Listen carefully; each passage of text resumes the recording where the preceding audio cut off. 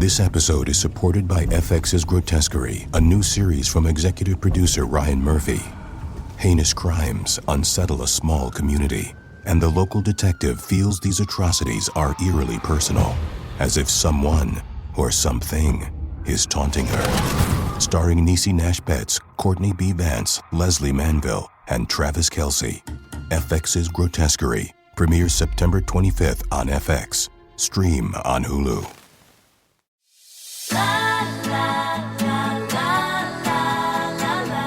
Welcome to What She Said, the heartbeat of Canadian women's voices, with me, your host, Candace Sampson. Here, we dive deep into the raw, unfiltered stories and triumphs of women from coast to coast. This isn't just a podcast, it's a movement where empowerment and education collide and where mansplaining is shown the door. We're here to celebrate, uplift, and echo you. So get cozy, tune in, and let's embark on this journey together, exploring the rich tapestry of women's lives, their battles, and victories, right here on What She Said.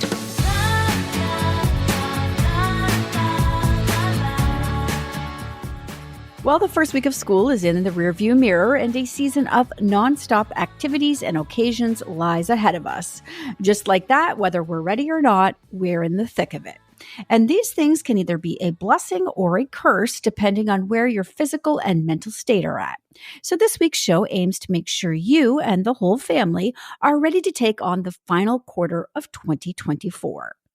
As we dive into this busy period with back to school, Thanksgiving, and the holiday season on the horizon, it's easy to feel the weight of commitments and day-to-day pressures.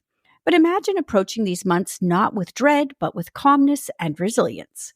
Today, I'm joined by Erin Byron, a registered psychotherapist and author of Safety in the Body, Mental Health Foundations Through Yoga Therapy, Expressive Arts, and Neurophysiology.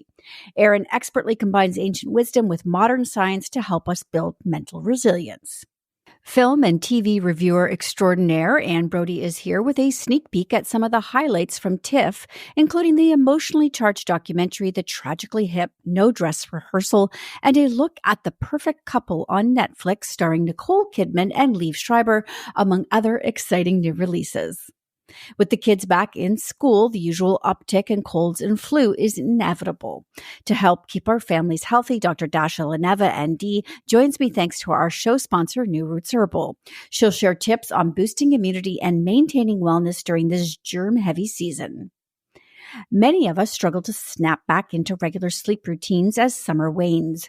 Alanna McGinn, founder of Good Night Sleep site and a renowned sleep expert, is here to get us back into routine and to help our families adjust and prepare for the upcoming time change, ensuring everyone gets the rest they need. Finally, last week we explored Quebec's fall beauty, and this week we're shifting our focus to Ontario. I'm re-airing an interview with Liisa Sefton from Destination Ontario, who guides us through the best spots to witness Ontario's stunning fall foliage. Whether you're planning a scenic drive or a photo expedition, Liisa has the perfect recommendations. So stay tuned as we navigate these topics designed to help you stay balanced and joyful through the bustling months ahead, right here on What She Said.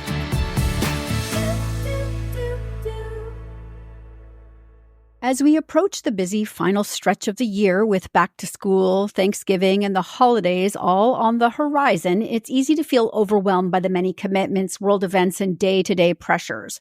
But what if this year, instead of letting stress take over, we took some steps to remain calm and carry on? Joining me today is Erin Byron, a registered psychotherapist, certified yoga therapist, and author of the newly released book, Safety in the Body, Mental Health Foundations Through Yoga Therapy, Expressive Arts, and Neurophysiology. Erin's work blends ancient wisdom with modern science to help people cultivate mental resilience. Exactly what we're looking for today. Welcome to What She Said, Erin. Thank you, Candace. It's great to be here. I'm excited about this topic. Me too. And as we head into what is often the busiest time of the year with so many transitions happening at once, how would you recommend people handle these periods, such as right now, the back to school period? I love what you just said a moment ago, Candace, about taking steps, because what we find is one of the best ways to manage transitional or busy times like this is to stay ahead of it. So those action steps are everything. And different people deal with that in different ways. Some people love this time of year. They view it as their own personal new year. It's a reset, goal setting. And no matter what age, we all have that remembering of back to school season. The flip side of it that people are talking about a lot is this collective trauma of moving from freedom to constraint, from all day playing with our friends to metrics and learning. So when we know that we're going into busyness or stress, it's a great time for us to lean into what we also remember about how to take care of ourselves. You know, it's funny as you were saying that, I was thinking about, when my daughter was sick at one point, the doctor said, keep giving her pain medication because you want to stay ahead of it, because once it gets away from you, it is hard to pull it back. And so these proactive steps we're discussing, it's the same with our mental health, right? Is to take the steps proactively before it gets away with you. So it gets away from you. So I think that's great. So what are some simple daily practices we can incorporate into our routines to help keep stress levels in check? One of the favorite things that I recommend, and this is great for students and executives, is the morning routine. And lots has been researched and said about the morning routine in recent years. But for my entire career as a psychotherapist, I have found that how a person starts their day sets the tone not only for the day itself, but for quality of life in an ongoing fashion. And what's really juicy about that is that every unique individual gets to decide what is their ideal way to start that day. So could you walk listeners through an activity they can use to reduce stress? This could be something that they can come back to regularly, especially during hectic moments. Absolutely. I have two activities that I'd love to walk listeners through, and we don't have to do them both right now. But one of them links into that idea of setting the tone for the day. And then the other one is like that pain management that you were taught for your daughter. How can we remain ahead of it throughout the day? I have a friend who talks about RAH, which is RARA, and it sounds like a cheer, but it stands for run ahead, remain ahead. So when we start the day with our morning routine, that gets us running ahead of the game in our stress management. And then throughout the day, little check-in periods go a long way in remaining ahead of those stressors that might be chasing us down. So something that we can do that's really simple in the morning. And my yoga lineage, I train yoga therapists and do a lot of clinical skills work with other professionals based on that. This morning strategy comes from the ashram, the world's first public yoga center that I'm affiliated with. And what they teach is as soon as you wake up, let your mind consciously direct itself to something peaceful. And peace isn't everybody's path. You know, maybe I would imagine a tree or take a deep breath, but somebody else might think of their favorite song or a joke they heard the day before. Something that takes the mind away from the worries, because brains automate into how do we protect ourselves from pain and fear. So if instead we consciously say, okay, I'm going to think about something nice, and then just stretch, just come alive in the body, move the fingers and toes a little bit. It's not rocket science. The body wants to do it anyway. We watch our pets, or for most of us, it's an automatic little, how am I doing? And when it's linked with a peaceful thought, it sends that well-being from the mind to the body, and then the body gives that well-being back to the mind and emotions. And just going back to RAH for a second, I'm just curious, does a good morning start the night before? Asked like one who knows the answer. For the yoga students, we tell them, put your mat out beside your bed right before you go to bed. And then when you get up in the morning, you'll step on your mat and you'll remember to just pause and do a couple of movements. setting ourselves up all through high school. I laid out my clothes the night before. I made sure my backpack was packed, and I had my little 50 cents to buy a calf cookie for when I walked in the doors. They were fresh out of the oven. So that was my nighttime routine when I was in high school. I don't recommend cookies for breakfast, by the way. I'm just going to send this interview to my daughter when we're done. So I just need validation from an expert on that. So that's why I asked it. And the other activity you walked us through, are there any other benefits to the activity, beyond sort of that calmness it would bring? Yes, from a neuroplastic perspective, waking up in the morning and sending the mind to something peaceful or uplifting really carves out those pathways of well-being and helps the other pathways of fear, of stress, of rehearsing things going wrong, anxiety, right? It helps atrophy those pathways. It helps them decay and degenerate. So in the long term, that very simple practice of thinking of something nice and stretching, because the movement coupled with good thoughts is what really helps the brain change its size and shape, is a life-changing practice. And what about kids? Because I know that, we tend to think that kids aren't stressed and they don't get upset about things, but they do, and they do feel that stress. And we also download, I think, some of our stress to them. So how can parents adapt that activity to teach it to their children, helping the whole family sort of stay calm and connected during these busy times? Putting it out there in the family that it's very human to experience uncomfortable feelings, and there are ways to deal with uncomfortable feelings, goes a long way in supporting children and understanding that they actually have resources within themselves when they feel not so good. And then when we teach them the basics that we need as adults as well, talking to trusted loved ones, taking a deep breath, feeling what's happening in the body, which the body is a language that children speak so well because their brains aren't yet developed. When we put that on the table for them, it gives them something that they can process in their own way. So this idea of think of a good thought and stretch first thing in the morning, we can do that around the breakfast table as well. Each family member can lead a stretch, which builds the children's confidence. We can take one deep breath together as being thankful for our breakfasts before we dive into them. It's a really simple thing to get kids on board with rah-rah, which helps them remain ahead, not just that day or through a stressful phase, but remain ahead throughout life. All right. Amazing.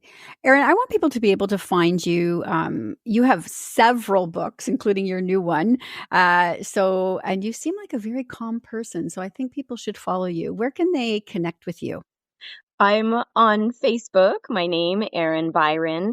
And we have a Yoga for the Creative Soul book club as well, which is an expressive arts pathway to living free from stress. And I'm on Instagram and YouTube at Erin Byron, MA. All right. Thank you so much for joining me today, Erin. It was an absolute joy and pleasure, Candace. Thanks for having me.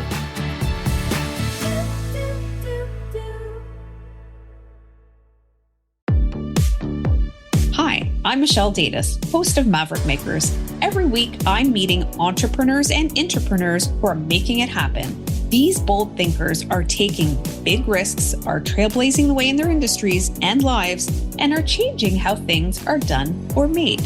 You will learn about their journeys, their lessons learned, and their biggest Maverick moves to date. Listen to Apple Podcasts, Spotify, Amazon Music, or at maverickmakerspodcast.com.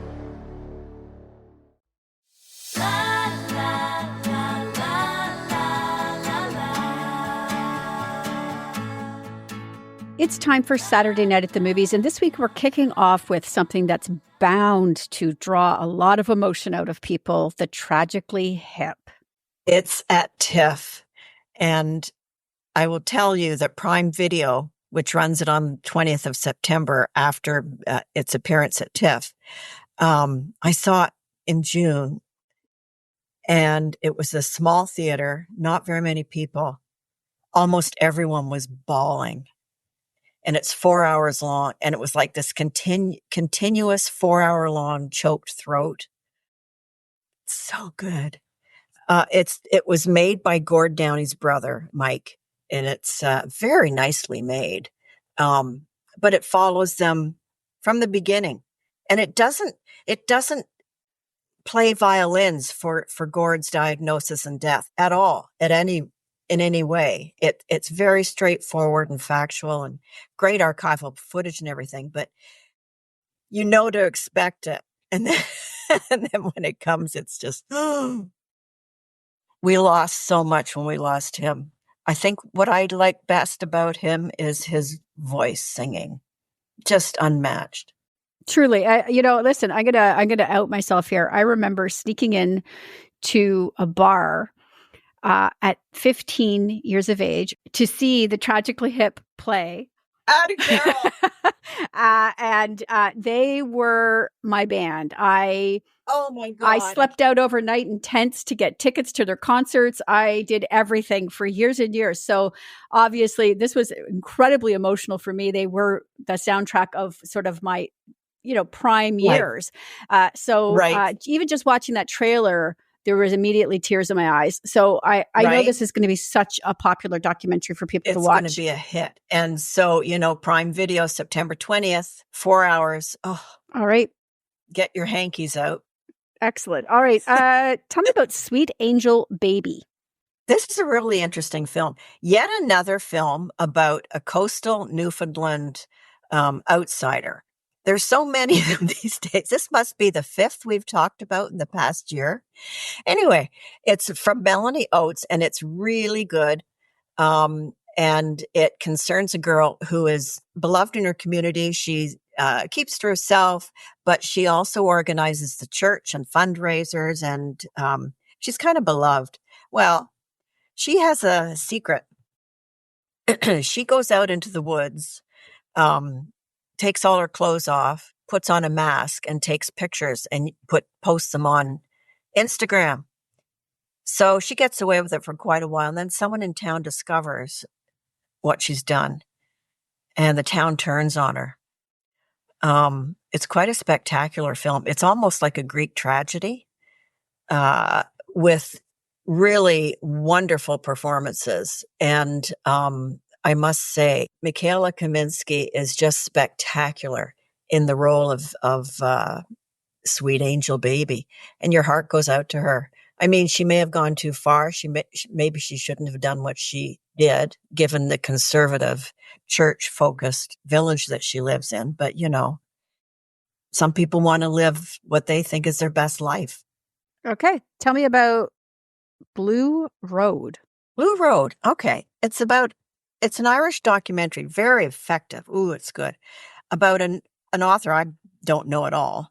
And she's extremely well known in the UK, hit after hit after hit book. And but she was very sexually frank. And this is back in the 60s when the Catholic Church in Ireland, well, it still is, was kind of repressive. And priests burned her books in the pulpit, and she was shamed in every possible way. But she kept at it. So it tells her story about her unhappy marriages and her relationship with her parents, who were extremely strict Catholics. But she also became a kind of a superstar in London, and she hosted Shirley MacLaine, Marianne Faithfull, Roger Vadim, Jane Fonda, Judy Garland, Robert Mitchum, had affairs with Richard Burton, Sean Connery, Marlon Brando. I mean, this is a little girl from a small Irish town who broke the rules and survived. We like those stories here at What She Said. So excellent. Yeah. Right? Yes. Okay. The Perfect Couple with Nicole Kidman. That one drew me in, I have to say. So please tell me you liked it. Oh, I did like it. It's very soapy. It's fun. It's really fun. We love soapy stuff sometimes. It can be dopey, but it's soapy and fun. And it's actually rather dramatic. So Nicole Kidman and Liev Schreiber are this extremely wealthy family with a home on Nantucket, and it's their son's wedding. So all these people come to their house, and we begin to see the cracks in this perfect marriage. It it's subtle, and then it kind of ramps up. All kinds of undertones with every family member and all the guests and the bridesmaid and it's all encompassing. It's very detailed. And then a body shows up in the bay. So we have a murders and all the police come, and and there's one scene where a jeweler is at their party, and she shows the bill of a diamond bracelet that her husband supposedly bought for her. $18,000, by the way. Well, she never got a bracelet. So that tells you something's coming too. Anyway, it's really fun. I really like it. All right. I would love to hear about Wise Guy, because we're sort of bookending this with two things that had big impact on my life. The Sopranos. I never missed an episode. So let's talk about the documentary Wise Guy. Oh, it's good. David Chase, who's not a very prepossessing character. He's a creator. He's very dour and an unhappy man, but he had a great career in Hollywood. And then he came out and wrote this thing, had this idea about a hero who's bad. And it's a strange concept, but I guess it's lifelike in many ways. So he created this series that went where no series ever went before. I mean, there's close-ups of him strangling people. There's this wonderful family man who feeds the ducks in his swimming pool and loves his children, who will just order a person's death. And then it interviews everyone except the late James Gandolfini to get their insights. Fascinating what happened behind the scenes. And one of the things that struck me was so funny is you have little Stevie Van Zandt and James Gandolfini, and they don't talk the way they talk in the series. They talk like they're really bouncy and funny, and they like to laugh. And I was so shocked, especially little Stevie Van Zandt. He's quite erudite. But yes, and Lorraine Bracco was supposed to be Carmela, but she wanted to play the psychiatrist because she was interested in exploring it. So there's all kinds of wonderful side stories, and you sort of grudgingly start to like David Chase, even though he's sort of an off-putting character. But it is a really effective, terrific HBO Max series. So enjoy it, Candace. It'll all come back flooding to you. I think I'm going to actually watch this series and then rewatch The Sopranos, because it would be interesting to pull in all of those stories, right? So I'm just working on my fall playlist here, Anne, and that's so far sounds great. Tragically Hip, Sopranos, couldn't get any better. Oh, you're going to be crying first and then really riveted second. Amazing. All right, Anne. And tell me what you think. Tell me what you think immediately as soon as you see the Tragically Hip film. I will do that. All right. Thank you so much, Anne. All right. See you later.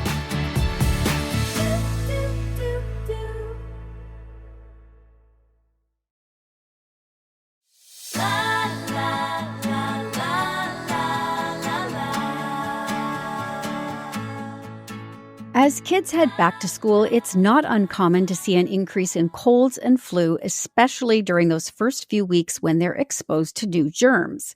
Keeping both kids and parents healthy during this time is more important than ever. Joining me today to discuss how to boost your family's immunity and stay well is Dr. Dasha Leneva, ND, thanks to our show sponsor, New Roots Herbal. Dasha, it's so great to have you back.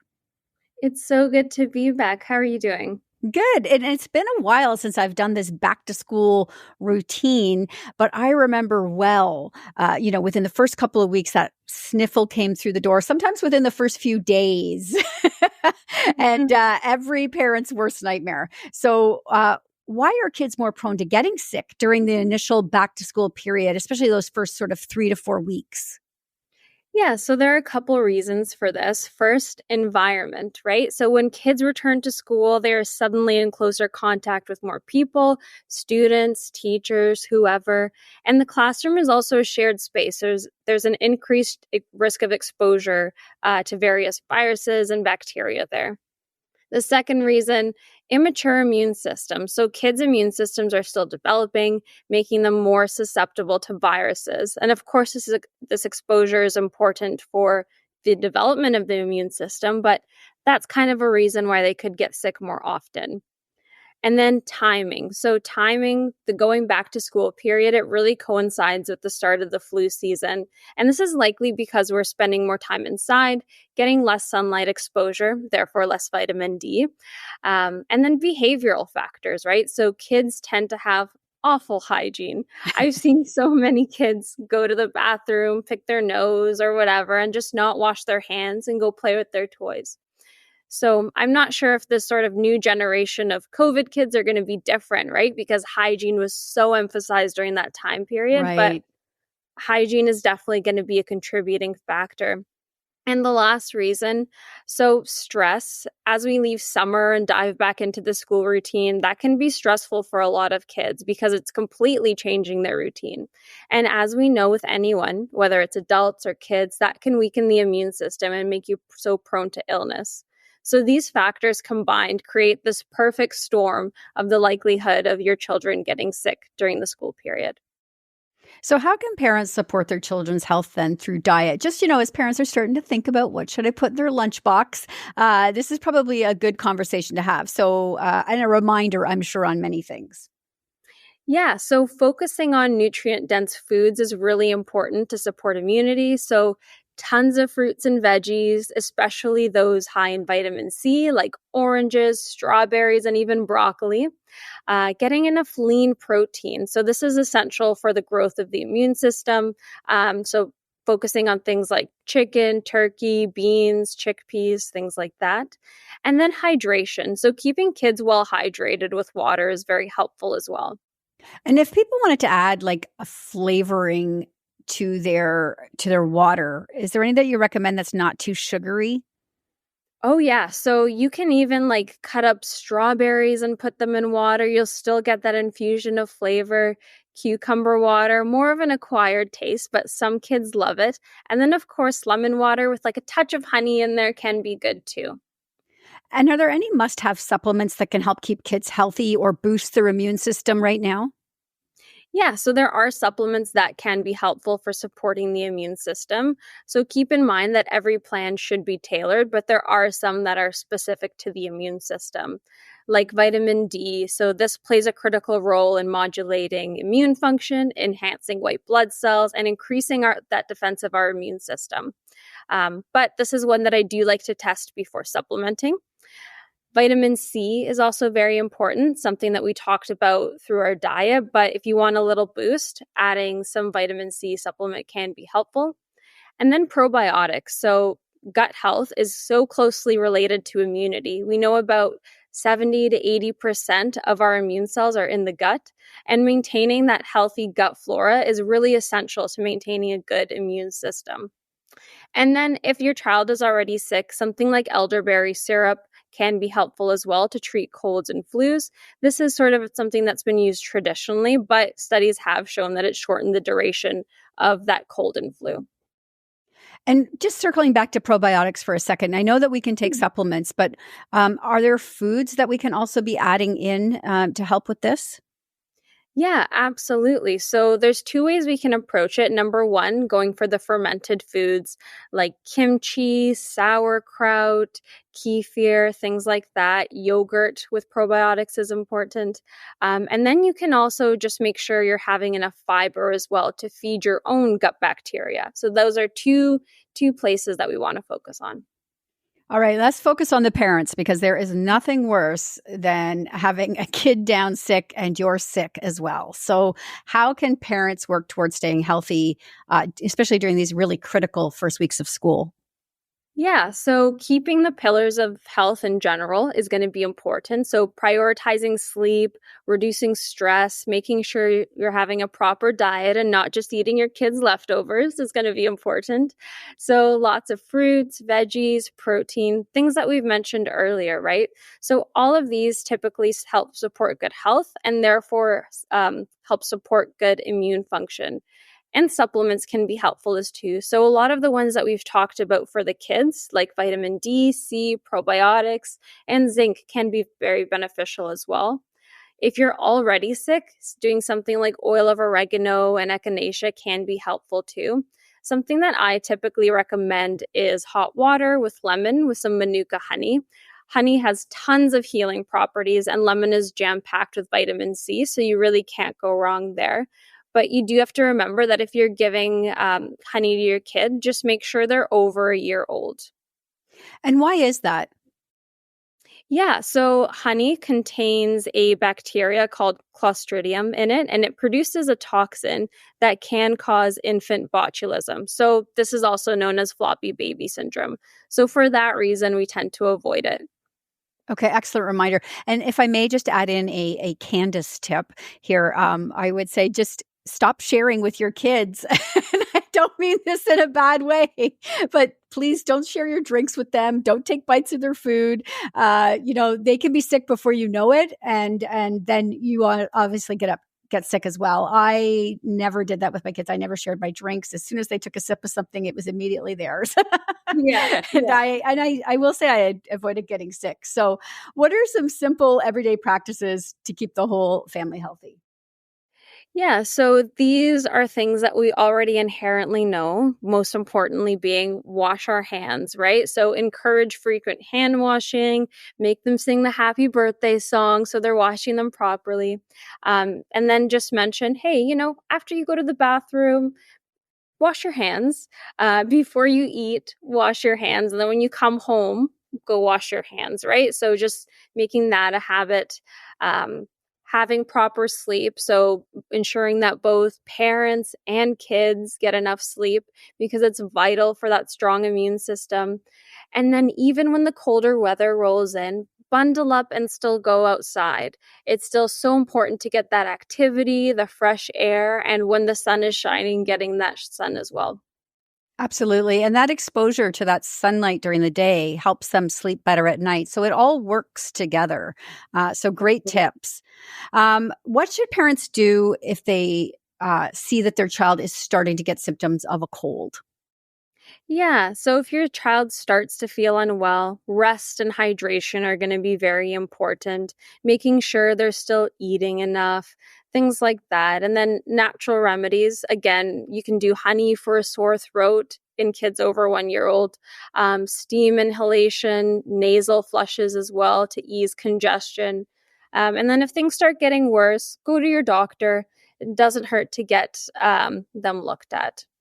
So those nasal sprays or nasal flushes, they're quite uncomfortable and kids probably don't love them. I mean, I know adults don't. So any tips for making that a more comfortable experience for kids? Absolutely. So I usually recommend to do it with your kids. First, show them how it works, make sure they're nice and comfortable, make sure their mouths are open when they're doing it, because that's not very comfortable if they leave their mouth closed. But just get them to do it themselves, because that'll be a lot more comfortable than you squeezing the bottle for them, right? Because then they know what to expect. They can control the flow. And, you can always make it a bit of a fun activity as well. And I noticed that you didn't mention to do a saltwater gargle, which is something my mother would have told me. So has that changed? Has the advice on a saltwater gargle changed, or is it just not as favorable anymore? Yeah, so I'm not sure what other doctors are recommending. I typically don't reach for the salt water gargle. I like to do honey for a sore throat. And because in kids, sometimes they don't really know how to gargle properly, I don't want them swallowing the water, salt water, and things like that. So that's not one that I typically reach for, but it can definitely be helpful, and I've seen it be helpful. All right, wonderful. Okay, Dasha, if people want to catch up with you and find out more about you, where can they go? Yeah, so I'm on Instagram at Dr. Dasha Leneva. So dr.dashaleneva. Okay, fantastic. So to wrap up, we've learned some great strategies today from Dr. Dasha Leneva to help keep our families healthy during the back to school season. From boosting immunity to managing stress, it's clear that taking proactive steps can make a big difference. So if you're looking for natural ways to support your family's health, I encourage you to check out New Roots Herbal products available at a natural food health store near you. Thanks so much, Dasha. Thanks for having me.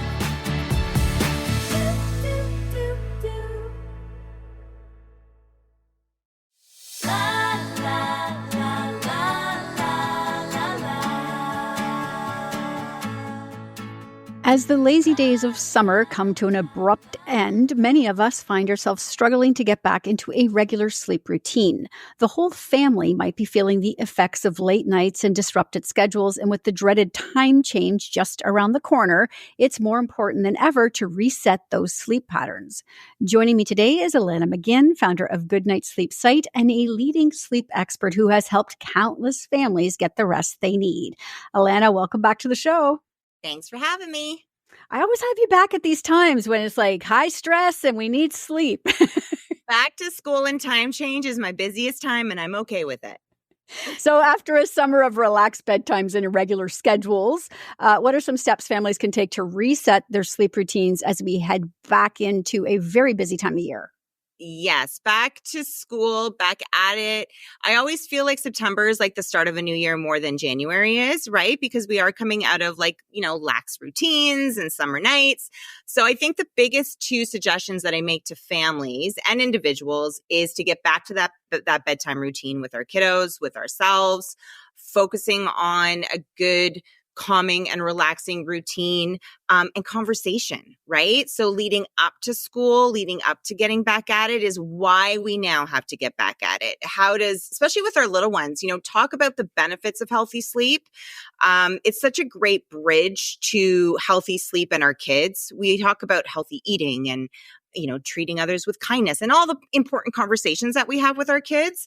But I also think it's really important to talk about not just that you have to go to bed, but why we have to go to bed at a certain time, why a good night's sleep will benefit us going into that school year, how it benefits us as parents, how it benefits our kiddos. So start having those open conversations and then also bringing back that bedtime routine. So as we know, it's important, obviously, to establish a consistent bedtime and wake up time. But it's great to talk to kids, but sometimes they're just naturally resistant to things. So any tips for dealing with sort of that, I guess, pushback on bedtime? Well, we see a lot of this is a time of year where I get a lot of tween and teen parents contacting me on sleep help for that age group. So I like to hold what I call like a family sleep meeting where it doesn't need to be formal because we know our tweens and teens don't like anything formal. But, sitting down as a family and talking about sleep goals together that we can work on together. And again, having those open conversations and then taking those steps, but also showing them that we're also taking those steps. So if it comes down to, okay, we need to aim for a certain bedtime, what bedtime do parents need to aim for? What bedtime do kids need to aim for? What do we do with tech? Tech is a big one. Tech is something where I have a different stance with parents than I do kids. My stance was always the same for both age groups, meaning get it out of the bedroom. It is the biggest sleep buster. And I still hold firm on that. It probably is why we are such a sleep deprived society and why we are such a sleep deprived family.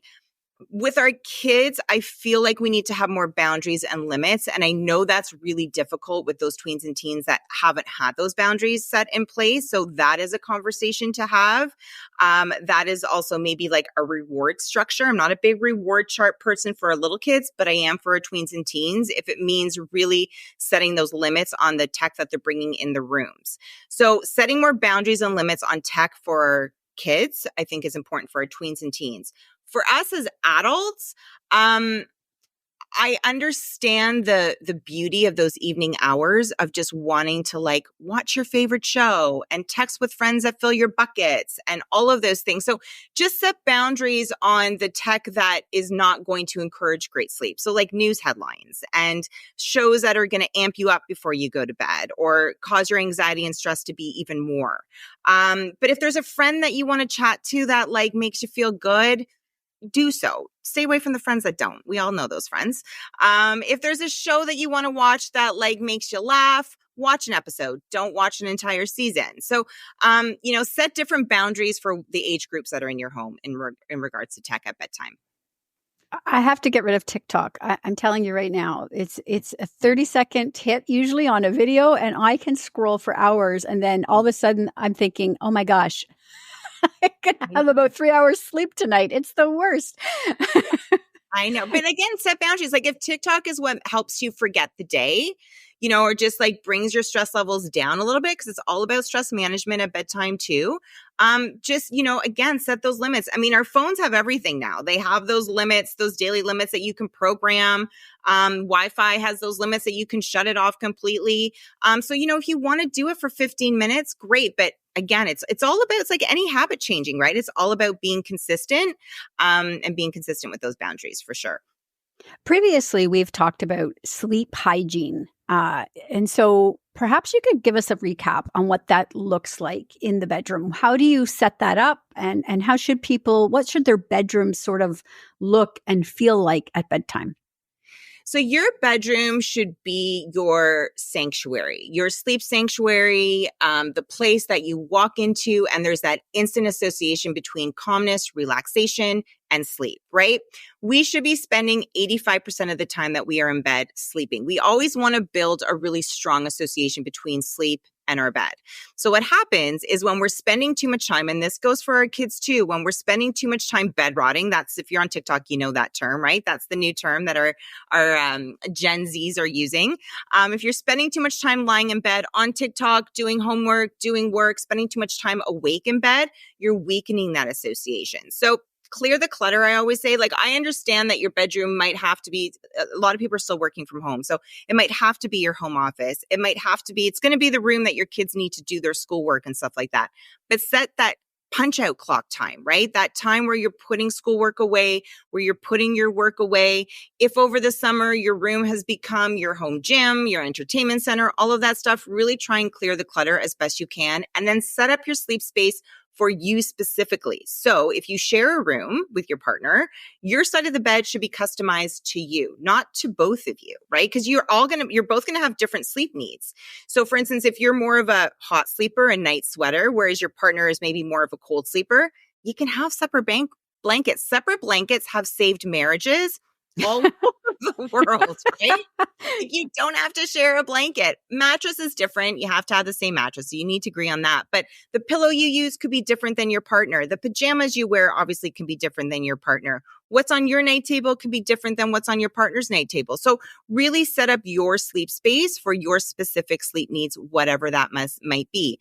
And again, evoke that calming and relaxing, that feel. So it could be something, you don't have to spend a lot of money, changing your bedding. Think of the color, the fabric, the texture that you're using, the paint on the walls. What is that relaxing scent? I always say focus on your 5 senses. So what are you seeing, hearing, tasting, feeling, and I'm missing one. Touching, feeling. No, I'm missing one. Tasting, maybe? Focus on your 5 senses and really create your sleep routine to those 5 senses. That's going to allow you to fall asleep a lot easier for both you and your kids. So, the clock change, time change is just a few weeks away. And right. I feel like, we all know it's coming, but I feel like it always catches everybody off guard. Is there something we can do to be preparing for that transition? Yes. Well, this is the good one. This is where we gain the hours. So it doesn't hit us as hard as the springtime change. And what you can do is a week before the time change, I always say there's 2 ways of doing it. You can pull the Band-Aid and just get on the new routine once that Sunday morning, you wake up and the clocks change. That's what we do in my family. It takes about a week for us to adjust to a time change. For those that maybe have kids, or if yourself, you're a bit more sleep sensitive, so you are more sensitive to routine changes and time changes, and if you're traveling and jet lag and things like that, you might want to work up to that time change. So this is the fall back time change. So a week before that time change, set your clock back 15 minutes each day so that once the clocks hit to that new time, your body's already adjusted to that new time. It might still take you some time to adjust to that new time change, But again, it takes about a week. So this one's a good one. This one isn't as bad. I agree. You know, what I do with the time change, Alanna, is I just go with it. So if I'm going to bed at 11 o'clock now, when the clocks fall back, 10 o'clock is my new bedtime. And it helps a lot. I have to admit, it helps a lot just moving back that way with my sleep, because I am the type of person, I'll go to bed at 2 o'clock in the morning, but I'm still going to get up at 6 because that's my regular wake up time. Same with me. My eyes wake up. I mean, the most I can sleep in, if I allow myself to, if I don't have the kids and I can sleep in, is maybe 7. And to 7, like, that's the sleep in for me. That's the age we're at, Candace. Good times, Alanna. Good times. Thanks so much for joining me today and sharing these great tips for sleep. Let's hope everybody gets some. And we'll have you back again soon, Alanna. Thanks so much. Oh, actually, before you go, where can people find you? You can find me at goodnightsleepsite.com is the website.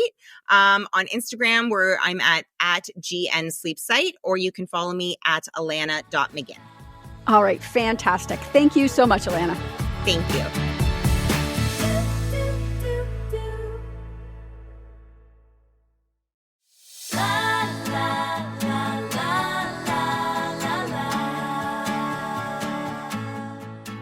As the days grow shorter and the air becomes crisper, nature puts on a spectacular display of color for us. Ontario, with its vast forests and diverse terrains, offers some of the most breathtaking fall foliage views in the country.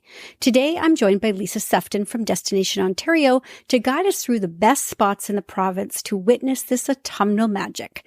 Whether you're a photographer, a nature enthusiast, or simply someone looking to take a scenic drive, Liisa is here to point you in the right direction. Welcome to What She Said, Liisa. Thanks so much for having me. So as I mentioned at the beginning, Ontario is huge. I know this because it took me 24 hours to drive across it this spring. Are there specific regions or areas that are particularly renowned for their fall foliage displays? You know what? There are. And I feel like wherever you are in the province, you know, if you're in the south of the province or if you're in the north of the province, fall color progression is going to be different for obvious reasons, right? Temperatures are different. They change at different times. But it seems to be more and more people continue to enjoy Muskoka, the Muskoka region, for fall colors.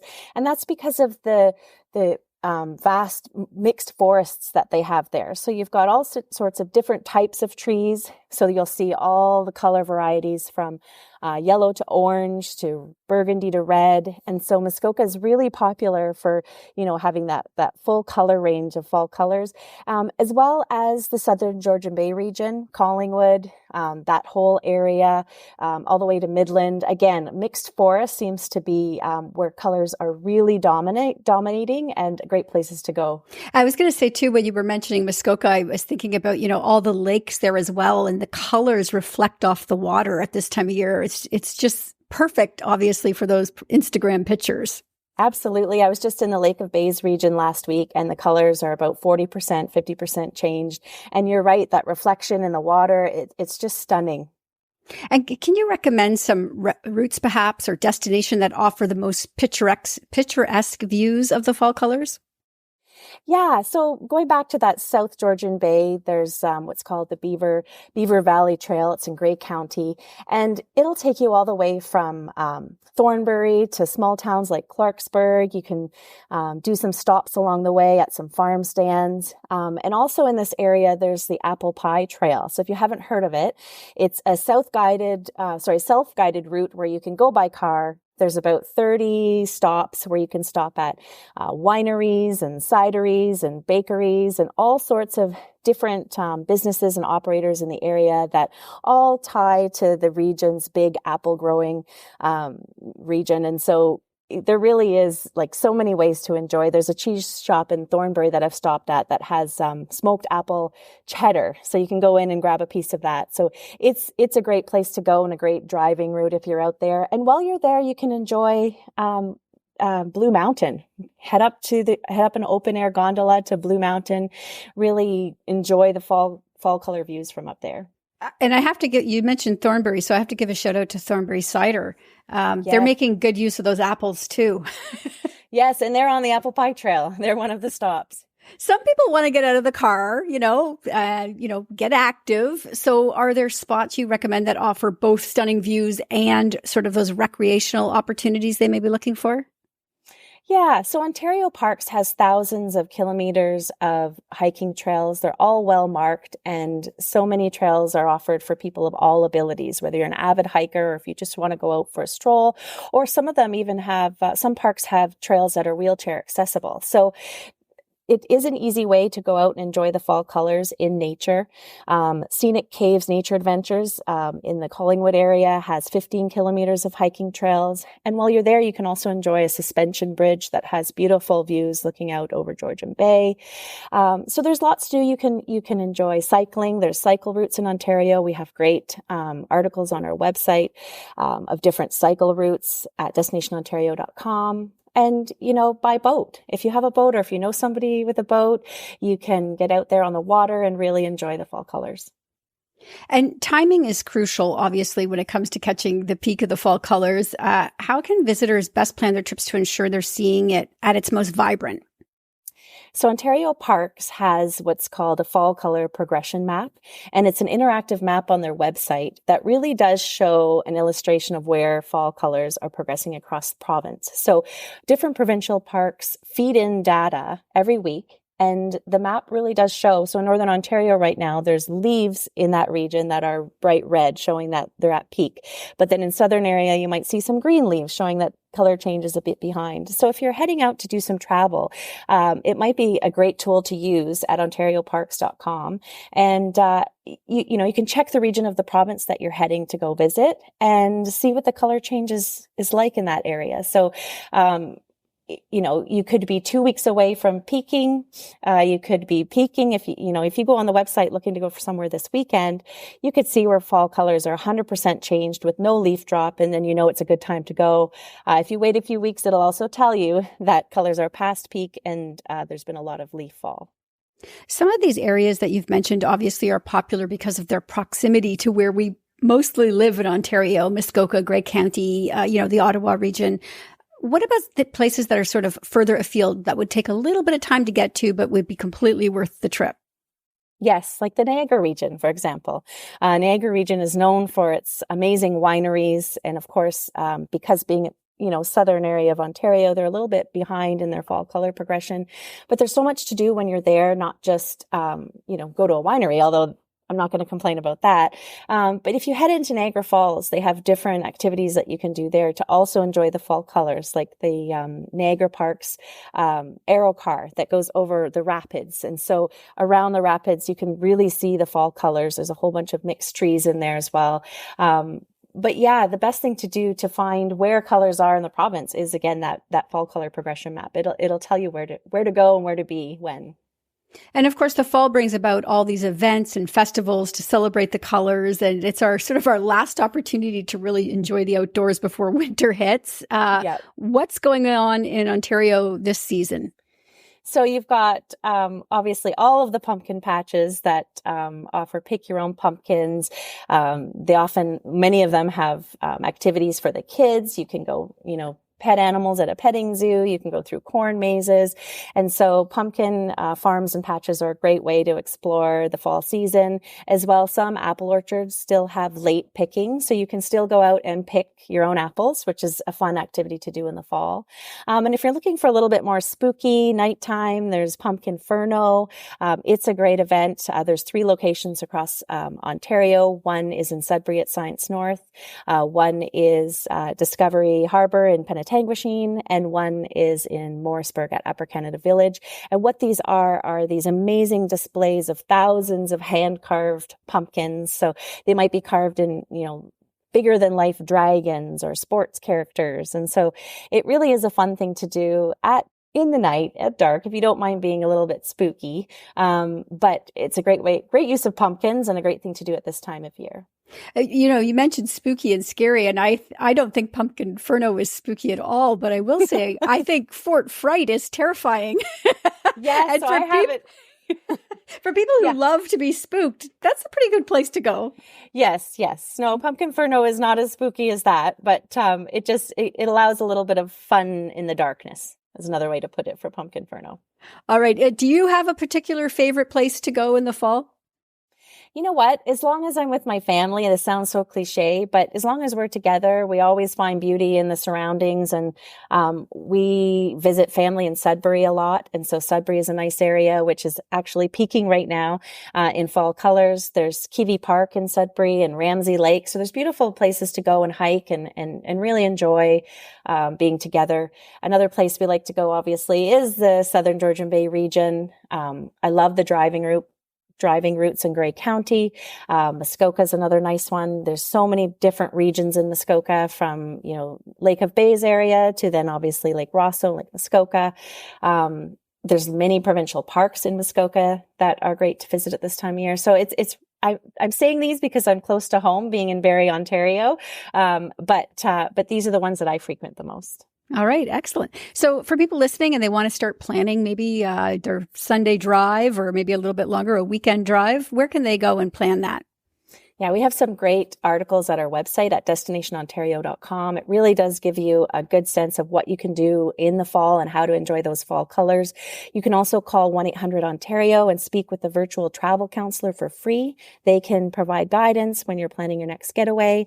You can meet them virtually as well, or you can visit one of 9 Ontario travel centers to speak to these counselors about how you can plan your next Ontario getaway. All right. Amazing. Well, I can't wait to get out and take in all the fall colors. So thank you so much for joining me today, Liisa. Thank you so much. If today's podcast resonated with you, spread the word and share the inspiration. Don't forget to hit subscribe on What She Said across your favorite podcast platforms. Crave more? Join my vibrant community by signing up for my newsletter at whatshesaidtalk.com, and let's get social on Facebook, Instagram, and X at What She Said Talk.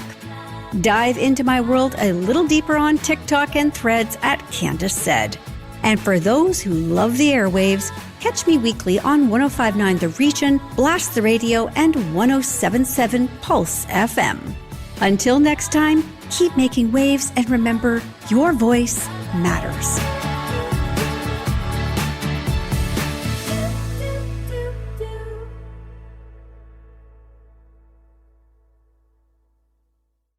Hey there, this is Todd Arkell, host of The Mental Approach. Thank you for taking the time to listen to The Mental Approach. I created this series for parents and their athletes because everyone is training their physical skills, but so few of you are training your mind. And I've assembled a cross-section of athletes and coaches as guests to provide you with inspirational stories, practical advice, and some encouragement to gain the edge you need both on and off the field of play. This show is available on Apple Podcasts, Spotify, Amazon Music, and of course at thementalapproach.com.